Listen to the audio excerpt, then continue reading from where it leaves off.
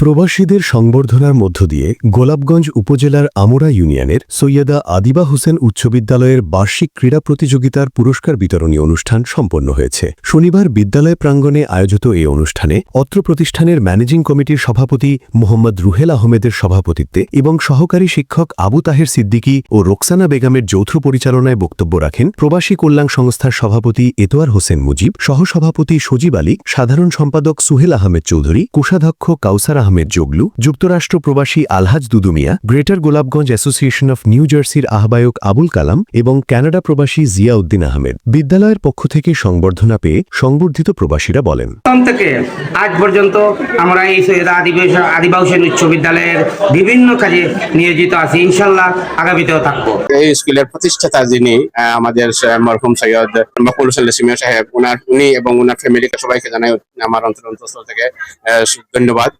এবং উনার বদৌলতে যে স্কুলটা এখনো দাঁড়িয়ে আছে, আল্লাহ পাক যেন এর পুরা বদলা উনাকে দেন, আর এর বদলা যেন আল্লাহ পাক জান্নাতুল ফিরদাউস উনাকে দান করেন। আমাদেরকে যে সম্মান দিয়েছেন আপনারা, ইনশাআল্লাহ আমরা এই সম্মানের মর্যাদা রাখবো। আমরা অতীতেও রাখার চেষ্টা করেছি, ভবিষ্যতে আমরা এই স্কুলের জন্য আমরা আমৃত্যু চেষ্টা করে যাব। এই স্কুলের যতটুকু উন্নয়ন করা যায় আমরা কখনো পিছপা হব না।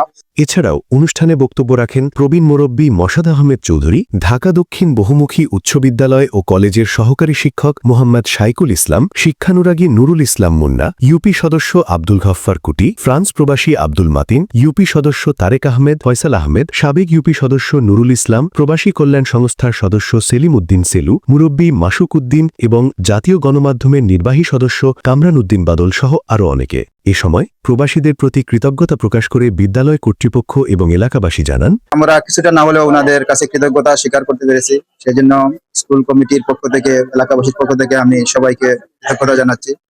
আমাদের এলাকার পক্ষ থেকে সকল প্রবাসীদেরকে আমরা আন্তরিক ধন্যবাদ জানাই। অনুষ্ঠান শেষে প্রবাসীদের হাতে সংবর্ধনা ক্রেস্ট তুলে দেওয়া হয় এবং ক্রীড়া প্রতিযোগিতায় অংশগ্রহণকারী বিজয়ী শিক্ষার্থীদের মাঝে পুরস্কার বিতরণ করা হয়।